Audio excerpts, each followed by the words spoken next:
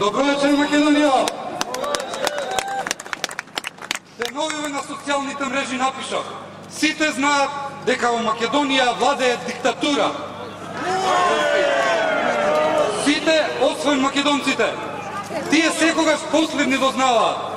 Еве да им кажеме, не само што во Македонија владее диктатура, туку оваа влада одамна работи против интересите на Република Македонија и на граѓаните. Ме прашуваат странските новинари зошто има криза во Република Македонија. Јас им кажувам, затоа што оваа влада мисли дека ова е Африка, дека ќе владеат вечно. Затоа што оваа влада со 1/5 од гласовите минатата година мисли дека може да прави што сака и мисла дека може да го трошат државниот буџет како што ќе им текне.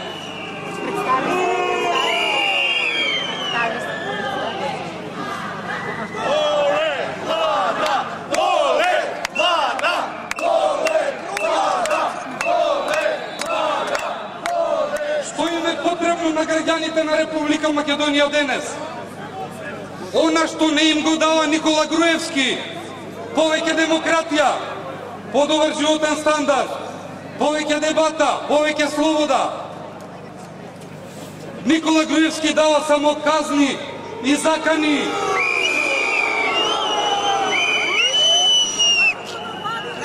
Јас сум Петар Атанасов, редовен професор на Кирил и Методи.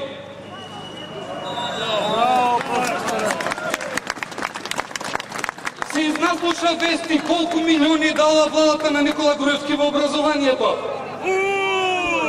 Ќе ви кажам, од 2006 година на мојата матична институција не е влезен ниту еден денар за наука.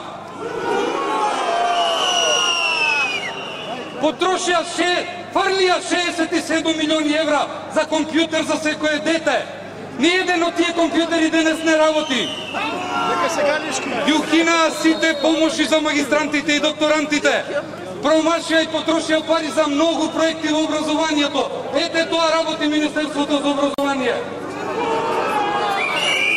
Имам порака до владата на Никола Груевски. Не го ничкосувајте Универзитетот Свети Кирил и Методи.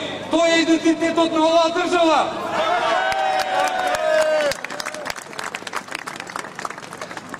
А вие сте само една привремена и корумпирана влада. Подготвен сум во образованието да помогнам да се направи вистинска и суштинска реформа. Во образованието да направиме образовни програми за сите наши деца, да направиме наука од која сите ќе се гордееме. Мислам дека за ова можеме, знаеме, умееме.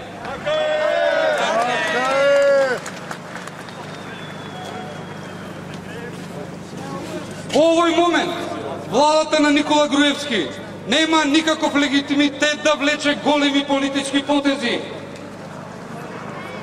Помена времето кога имаа политички карт бланш да прават од Македонија што сакаат со нивните чекорчиња и програмчиња.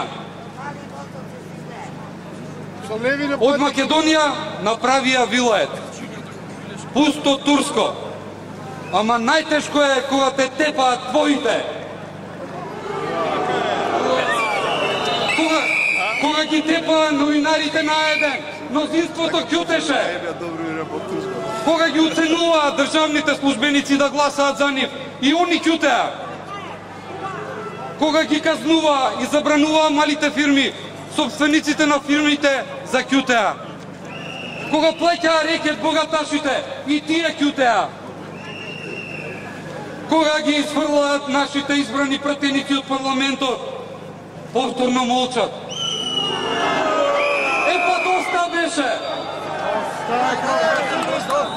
ВМРО ДПМН донесоа на виделина една голема празнотија, што ја покрија со голема пропаганда и само правеа скапи паради. Кажуваа doing business. А што правеа? Doing диктатура. Кажуваа doing business, а правеа doing тоталитаризам.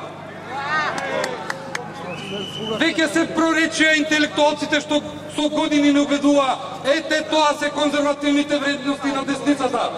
Денеска оваа влада ја бранат само новинарите, и трабантите на власта, што за тоа дебело се платени. Така е. Почитувани граѓани, веќе не се работи за СДСМ. Од сега натаму ќе зборуваме за насилството што го воведе, испроведе и практикува владата на Никола Груевски. Во Македонија денеска не владее говор на омраза. Во Македонија денес владее говор на очај. Во очај зборуваме што да правиме за понатаму. Не мора да не прислушуваат. Еве јавно ќе говориме. На народот, на сите граѓани што живеат во Република Македонија, им порачувам на следните избори, какви и да се, да ја казнат оваа лоша, катастрофална, потрошувачка влада на Никола Груевски.